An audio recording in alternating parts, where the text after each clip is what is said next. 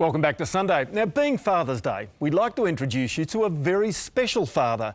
He's a Greek Orthodox priest, Father Themi, who's lived an amazing life. Now, in his youth, back in the 1960s, he was a member of a successful pop group, Living Wild and Fast.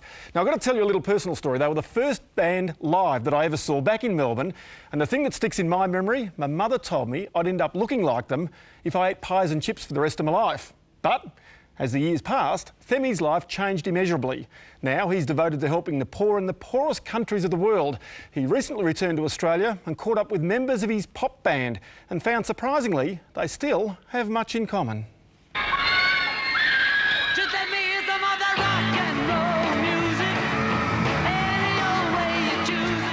It's 1965 and Beatlemania is in full swing. Australia's fledgling music industry even created its own version of the Beatles. One of the wildest groups I've ever seen, the Fabulous Five.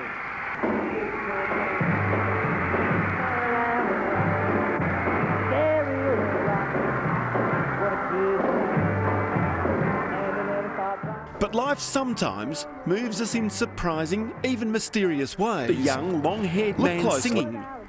His name is Themi Adams. And this is Themi Adams today. Except now he's called Father Themistocles Adamopoulos, Greek Orthodox minister, and whose main work helps children in the second largest slum in the world, in Kenya. Despite his highly unorthodox background, he may be the closest thing Australia has produced to Mother Teresa. In my younger days, I had not only a pop background, but also a political background. I was a Marxist, I was an atheist, a devout atheist, a fanatical atheist. And the way was that through what I could describe as a mystical experience, quote unquote, I wasn't expecting it. And remember, this was the age of the Beatles, the gurus, the search for truth, the self-analysis, Timothy Leary. People may question this and laugh at it, or maybe even consider it to be impossible, but I claim to have had a vision of Christ. And I know how people will react to this. That this is doesn't make sense. Absurd, but that's what happened. And I mean, at the age of 22, I was a tutor at Melbourne University in political science. I was ready to go into the world of academics, but I just stopped. I just stopped all that. The beginning of his road to Damascus and Kenya led Father Themi through a period of intense reappraisal. Up to that point, the Bible for me was just a joke. I considered the Bible to be only for elderly women or men who had no future, and suddenly became for me something which was real. It was something alive. So I started following what Jesus was saying. Sell everything you have, give it to the poor, come and follow me, and I will show you the kingdom of God. But Themi Adams' path to becoming an African missionary and helping the poor was not immediate. Another blow to his consciousness turned his life from pure theology to hands-on helping in some of the most impoverished places in the planet. I achieved theological education. I had a PhD. I went to Harvard. I went to Princeton. I learned Coptic, ancient Aramaic, Hebrew, ancient Greek, and I could play with the scriptures and so forth and so on, and I'm very proud I did that, and I thank God for it. But then when I saw what Mother Teresa was doing and achieving, and I thought, how am I changing or doing something for the world?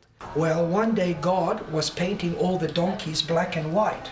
So he was painting in black and white, and they're all lining up. Right? To do something for the world, Father Themi needed help.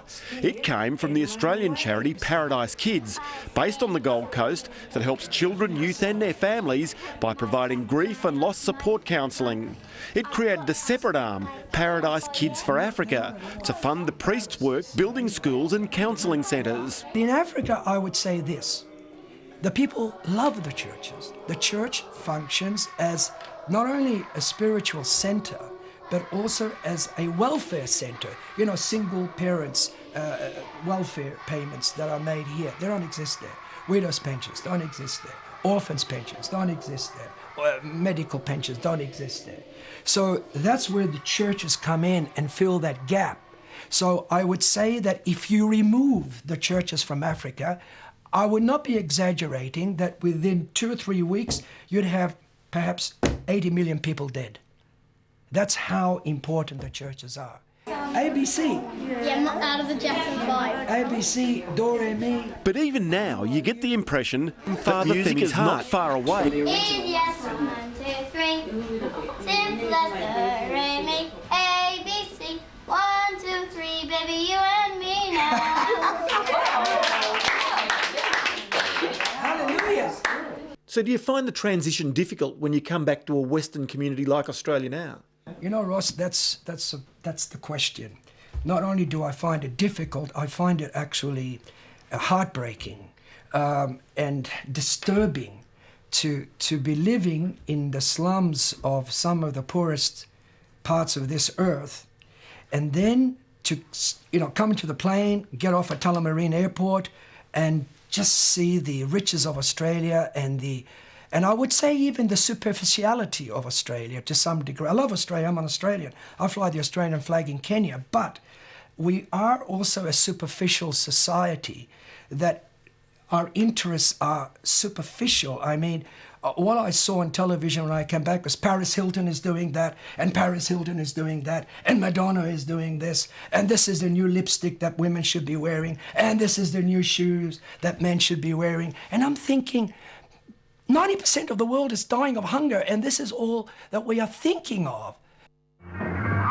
Pop music at this time, I think, is like an anesthetic. We anesthetize our people into a sort of a dull kind of a comfort zone where everything is okay, and our only problem is the new DVD, and our only problem is, that job promotion that we've been promised, and what the latest films are, and what the latest fashion and news magazines.